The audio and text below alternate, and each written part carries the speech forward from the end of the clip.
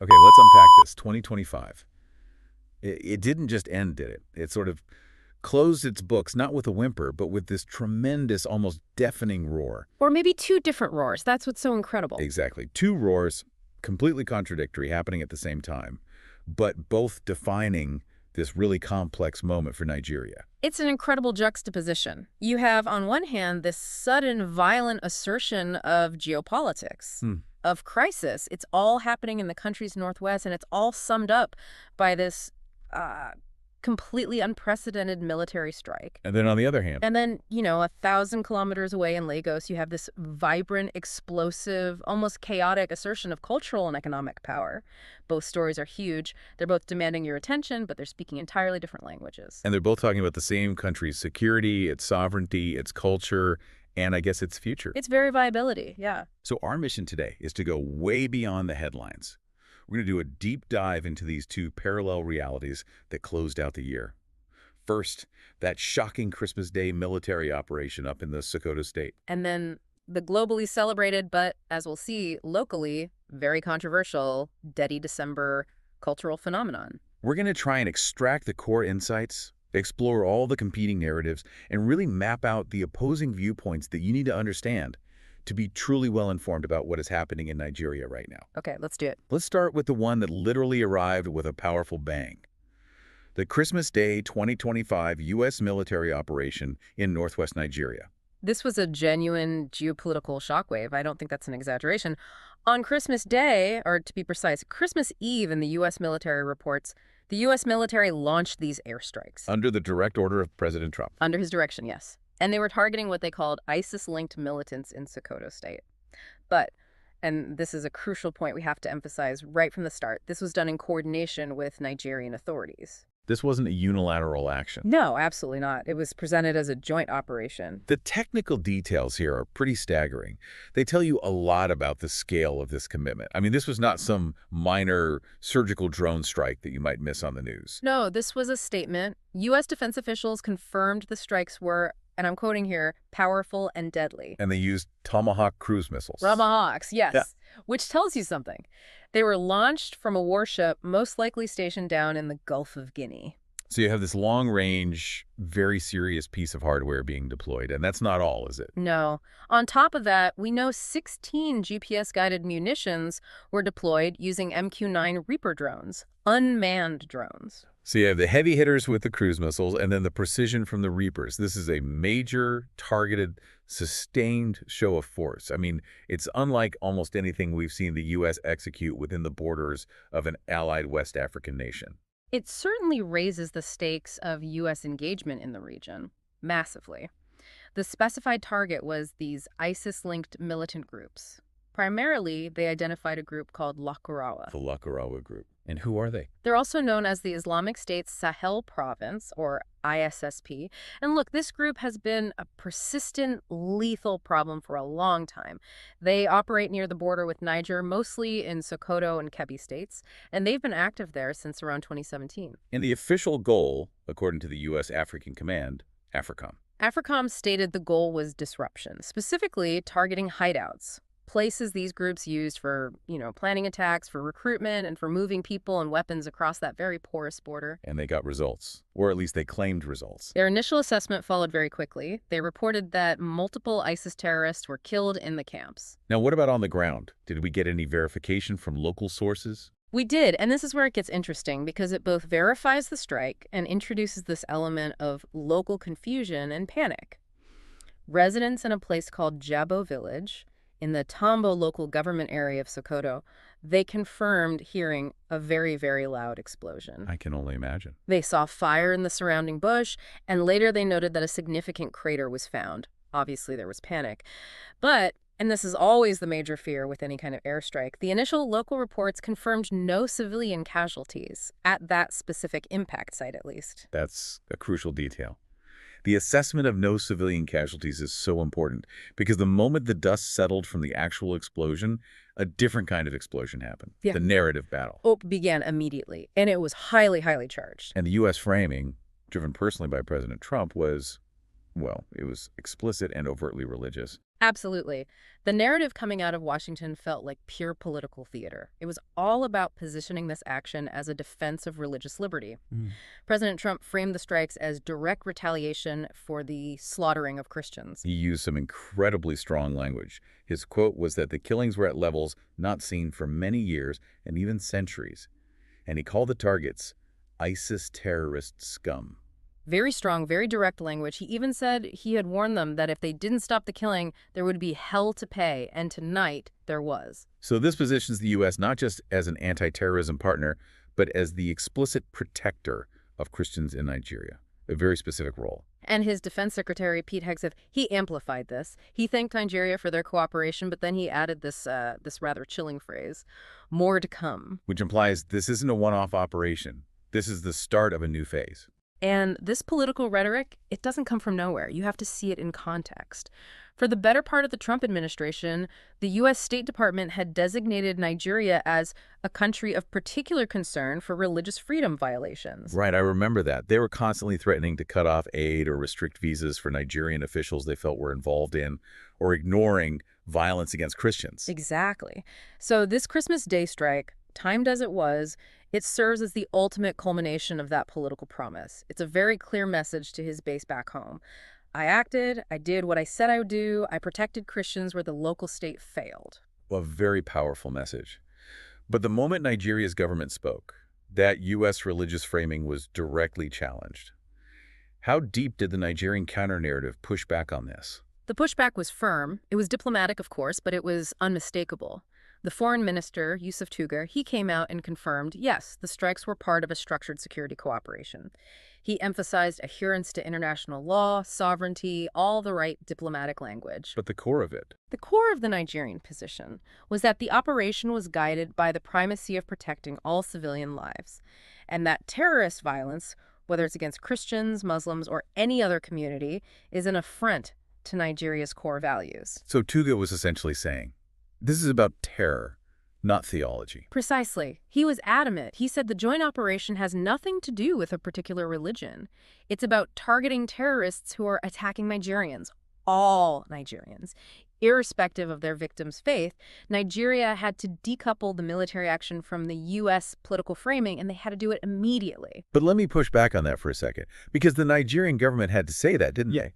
I mean, if you accept this massive, unprecedented U.S. military assistance, are you not even just tacitly accepting the justification that comes with it, the justification that underpins the U.S. political motive? How deep does that compromise run? That is the absolute critical question, and they're in an impossible position.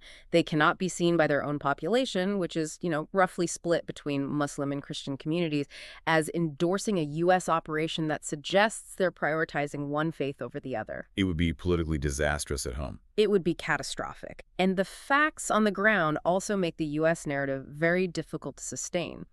Sokoto State, the very place where the strike happened, is over 90% Muslim. That's a key fact. A very key fact. And locals there confirm that Christians and Muslims in their community coexist peacefully. Furthermore, just days before this Christmas strike, there was an attack on a mosque in Maiduguri that killed 5 people. The violence is not sectarian in the way the U.S. narrative presents it. It targets everyone. So the Nigerian pushback is a necessary diplomatic step. It's about maintaining national unity and managing the political fallout of having a foreign power drop bombs on your sovereign territory. Absolutely. And this brings us to the strategic ambiguity around the Lakurawa group itself, which complicates this whole picture even more. Let's dedicate some time to this ambiguity, because this is where the deep dive really happens. Yeah.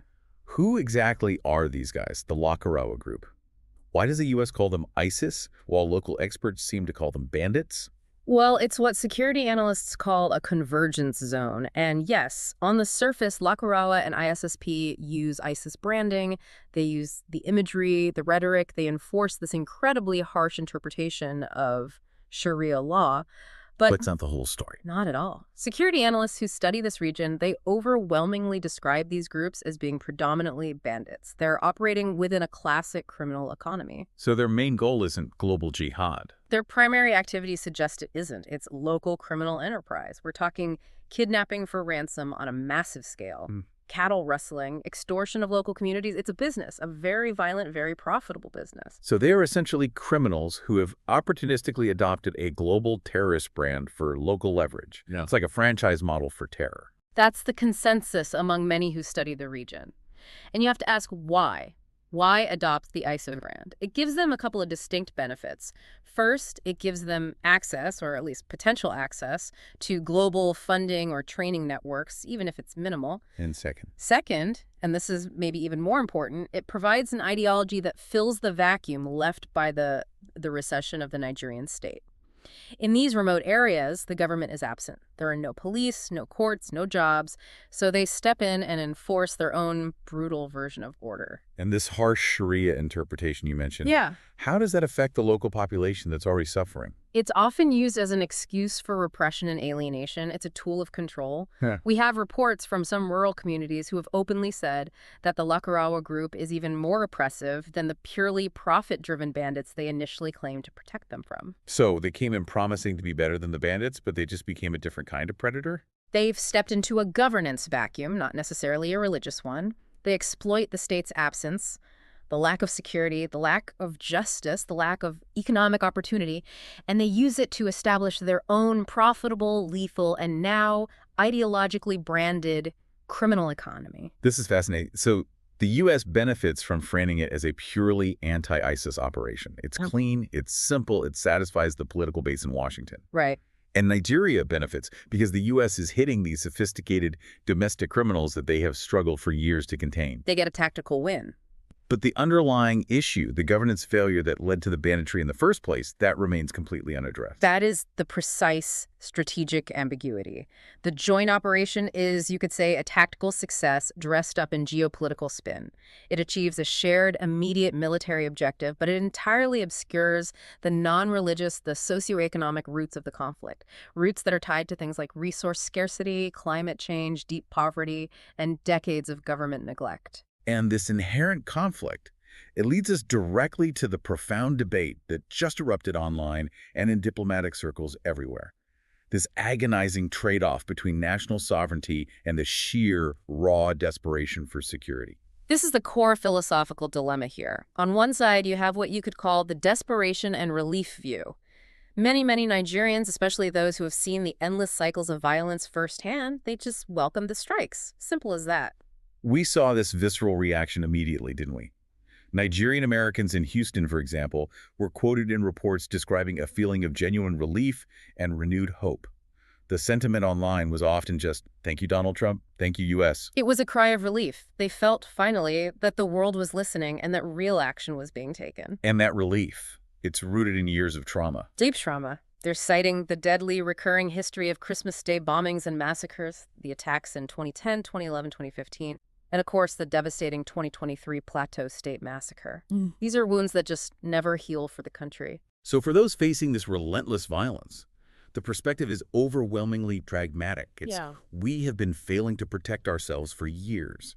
What is the value of this abstract concept of national sovereignty if the state cannot perform its most fundamental duty, which is just keeping its people alive? It becomes an appeal to utilitarianism, doesn't it? If the state cannot effectively exercise its sovereignty by securing its own territory, then maybe outsourcing that security, even to a powerful, politically motivated foreign nation, becomes a painful but logically necessary choice. It's a damning indictment of the Nigerian state, really. Yes. Spanning multiple administrations. The logic is, if outside help is what it takes to save lives today, then maybe the idea of sovereignty has to take a back seat to immediate survival. Exactly. But then you have the equally powerful, equally valid opposing viewpoint, the sovereignty and caution view, the one that raises these serious, necessary red flags about national dignity and long-term risk. And this caution is entirely legitimate. Analysts are asking the tough questions. What does this mean for Nigeria's standing as a sovereign nation? How can a foreign power just drop bombs on a populated region regardless of coordination? It immediately raises the chilling specter of innocent casualties. Of course. And the fact that the U.S., based on its long and complicated history in the Middle East and Afghanistan, is, quote, not known globally for compensating innocent victims when intelligence proves faulty or when collateral damage occurs. There was also that significant geopolitical warning that you hear from critics. The U.S. does not do anything for free. This is not humanitarian aid, it's strategic military assistance. So what's the hidden cost? What does the U.S. expect in return for these Tomahawk missiles? That's the core calculation that Nigerian leadership has to be making. The U.S. doesn't offer cruise missile strikes without demanding strategic concessions. These could range from, enhanced intelligence sharing and deeper security cooperation to potentially easier access to basing rights or logistical hubs in the region. It's a foothold. It's a foothold. And Professor Christopher Isaac, an analyst cited in the sources, pointed out that you have to view these strikes in the context of increasing Chinese economic and strategic influence in West Africa. So the U.S. counterterrorism move might actually be a dual-purpose strategy. It's about hitting ISIS, yes, but it could also be about strategically positioning itself against a competing global power, with Nigeria as a piece on the geopolitical chessboard. Absolutely. The Nigerian government is walking the thinnest of tightropes here. They need to secure their people, they need to maintain cooperation with the U.S., but at the same time, they have to assure their public that this cooperation does not compromise their strategic autonomy or lend credibility to that very problematic U.S. claim of a targeted Christian genocide. And we should also reflect on the historical efficacy of this approach. I mean, does it even work in the long run?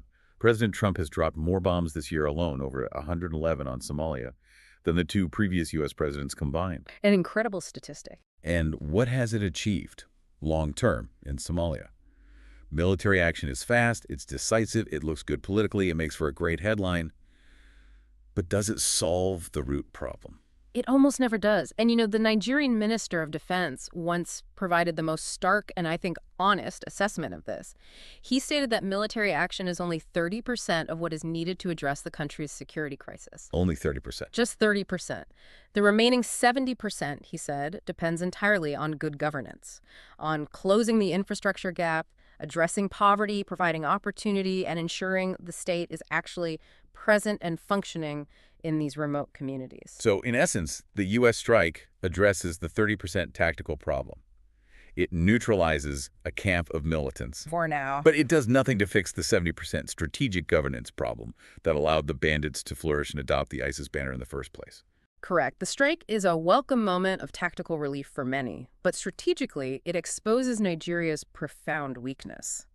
The question the nation faces now is whether it compromised too much sovereignty for this short-term military assistance. And the answer to that will be determined not in the craters in Sokoto, but in the halls of power in Abuja, by how the Nigerian government leverages this moment to finally address that 70% governance deficit. That is the immense difficulty closing out 2025. The hard, painful trade-off between sovereignty and safety. Yeah. Now, let's pivot entirely, but we're not moving away from the theme of internal conflict. We're going to move from the somber reality of war in the Northwest to the vibrant, explosive reality of celebration and economic energy in Lagos. We're talking about the other dominant story closing out the year, the phenomenon known as Detty December. We're basically transitioning from the consequences of state absence to the consequences of overwhelming, chaotic success. That's a great way to put it. Detty December, this month-long cultural celebration of homecoming, music, parties, events, it has just exploded. It's gone beyond local slang, and it's now a global phenomenon. For 1 month, Lagos transforms itself into this magnetic cultural hub, and it's drawing Nigerians from the diaspora and international tourists from all over the world. Lagos truly becomes a hive of concerts, clubs, and nightlife. And the hype machine that's fueling this is so essential to understand. It's not traditional marketing. It's driven largely by shared experiences online. User-generated content. Exactly. Influencers and content creators like Odira Kosa, who are actively documenting what they emphatically called the best holiday ever, with one of them stating, and I'm quoting, "Nothing comes close to Nigeria." And this attention is incredibly valuable. The creators themselves, they see their content not just as, fun travel vlogs, but as actively boosting the economy and driving tourism. The enthusiasm is infectious, and it's fueled by a very specific, very powerful psychological incentive for the diaspora, as Kosa detailed in one of the sources. He spoke about the vibe of royalty. This is the psychological hook of the homecoming, and it's driven by the exceptional treatment he says he receives. Kosa noted explicitly, "People treat me like I'm a king here." And then he adds the crucial context, which is an experience he says he absolutely does not get in the UK. That's a huge cultural insight. It's not just about the parties and the music. It's about returning to a place where your identity is affirmed, where your status is recognized, and where your potential for influence feels immediate and profound. And that feeling of appreciation, it motivates him, not just to visit for a holiday, but to seriously consider moving back permanently to capitalize on specific business opportunities. You mentioned fitness, property development, even acting roles. So it highlights this really powerful cycle.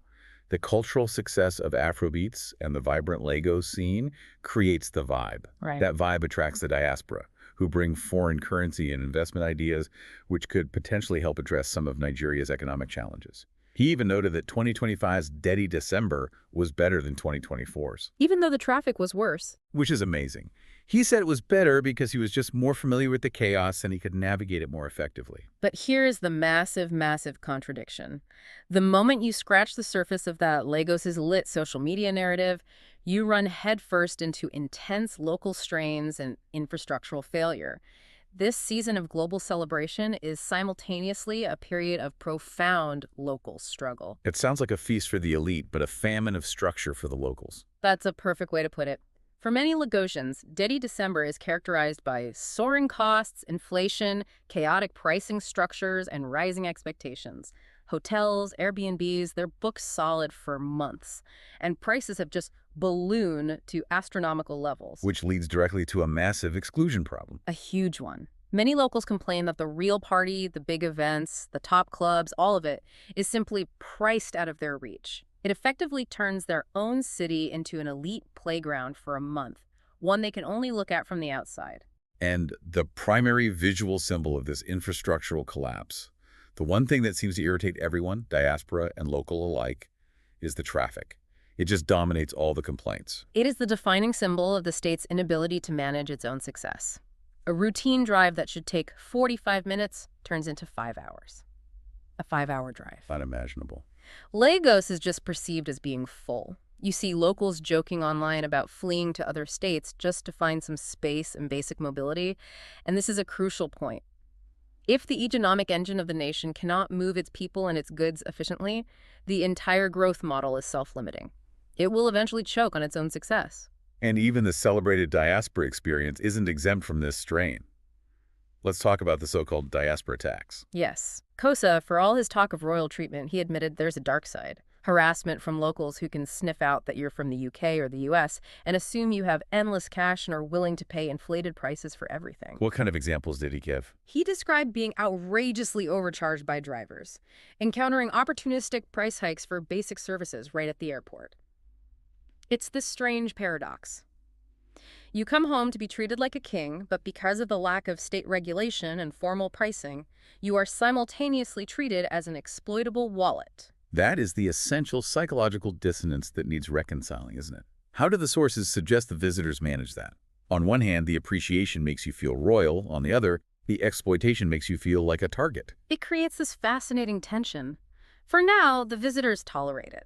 They tolerate it because the upside, that feeling of belonging, the cultural connection, the business opportunities, the status, is currently strong enough to outweigh the downside of the chaos and the price gouging. But everyone has a threshold. Everyone has a threshold. If that diaspora tax rises too high, or if those 5-hour traffic jams become the absolute norm for every trip, the motivation to invest will drop, and they'll simply take their money and their vibe elsewhere.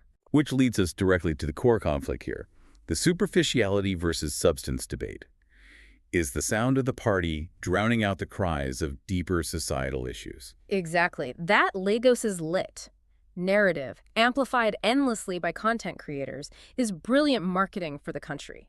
But does it, maybe unintentionally, drown out these deeper stories about profound societal dissatisfaction, about the economic strain on regular people, about staggering inequality? The fear is that the government and the elite focus so heavily on celebrating the Afrobeats phenomenon and the global recognition that it gives them a pass. It allows them to safely ignore the real deeper issues. The 70% governance deficit we were just talking about, here it's manifested as chronic inflation and infrastructure collapse. The focus on cultural victory becomes a kind of political distraction. And structurally, the operational issues, they go beyond just economics and traffic, right? Oh, yeah. The Nigerian time problem is a classic structural issue. It was identified by visitors like Kosa, who are thinking about how to professionalize the scene. He noted that events scheduled for 6 p.m. often don't see any significant attendance until 2 or 3 in the morning. An 8 or 9 hour delay. He even joked that he learned the system quickly. You just don't turn up for an event until Nigerian time dictates you should. That is a perfect anecdote illustrating the absurdity of it. I mean, if a global business traveler were coming to Nigeria for a conference, they wouldn't tolerate an 8-hour delay on a routine schedule. Why should cultural tourism be exempt from basic punctuality and organization? It shouldn't be. Not if the goal is truly to compete on a global scale. If Detty December really aims to become a structured, reliable, global festival like Carnival in Brazil or Mardi Gras in New Orleans, this lack of organization, this lack of reliability and adherence to scheduled times, it fundamentally undermines its global competitive edge. And speaking of that competitive edge, we cannot ignore the regional competition. It's a very real threat to Nigeria's current cultural dominance. This is critical. Nigeria risks losing this global momentum if it doesn't, to use a colloquialism, get its act right. And the sources point directly at Ghana, specifically Ghana's Year of Return initiative. What did Ghana do differently? Ghana didn't just wait for the hype to happen organically. They implemented structured, government-backed activities. They actively marketed the country. They focused on providing safer environments. And they even dropped their visa prices to encourage tourists to choose Accra over Lagos. So Ghana is professionalizing the vibe, while Lagos is still relying purely on the raw, organic excitement and the chaos that comes with it. The comparison is pretty damning because it shows what focused governmental support can achieve. It does. Now, currently, the vibe and just the sheer size of the Nigerian market are the winning factors for logos, but structure and safety are essential for sustainability. If a tourist realizes they can have a slightly less intense party in Ghana, but experience infinitely better traffic, better organization, and a much lower chance of being scammed, They'll eventually migrate. they'll vote with their wallets. That infrastructure gap isn't just an inconvenience, it's a massive economic vulnerability. So if we connect this whole Detty December reality to the bigger picture, it really highlights Nigeria's incredible potential. The economic promise is immense. It's driven by the diaspora's desire to come home and invest in fitness, in property, in entertainment. And in that feeling Kosa talked about, he sees Nigeria as a place where you can relax a bit more, where things are a bit more helpful than in the highly regimented West. And this belief in Lagos's economic potential, this is the essential engine that keeps the whole movement going despite all the chaos. It's the hope that drives that influx of foreign currency. But for that hope to mature into tangible, sustainable, long-term investment, the chaos needs to be managed. To transform Detty December into a structured, reliable, globally celebrated festival, the source material suggests some specific, concrete steps. What does professionalizing the vibe actually look like on the ground? It requires a strategic intervention by the government. They can't just let it be a free-for-all. First, stricter security to ensure a safer environment. Mitigating risks like phone theft, which is a common complaint. Okay, security first. What's next? Second, addressing that Nigerian time problem. This means improved organization and a culture of adherence to scheduled times, making the whole experience more predictable and tourist-friendly. And third, Kosa himself suggested this, the creation of a government-sanctioned central app, an app for all the clubs and events to help tourists plan their otherwise chaotic itinerary. An app to manage the chaos. That's wonderfully ironic, but also absolutely necessary if you want to attract a global audience that's used to planning things. This is about establishing a minimum baseline of reliable service delivery. And that's the long-term challenge for the government. The diaspora's economic power is essential for foreign currency and investment. But sustainability requires the government to close that infrastructure gap, the traffic, the security, the organization, to ensure that the vibe doesn't become exclusively an elite privilege that alienates the local population. Because if the government fails to manage the chaos, then the homecoming will eventually become synonymous with stress, and that will repel the very investment they desperately need. so what does this all mean? We've looked at two contradictory yet equally powerful truths about Nigeria at the close of 2025. On one side, up in the Northwest, the nation is facing an agonizing choice. Trade, a measure of your national sovereignty,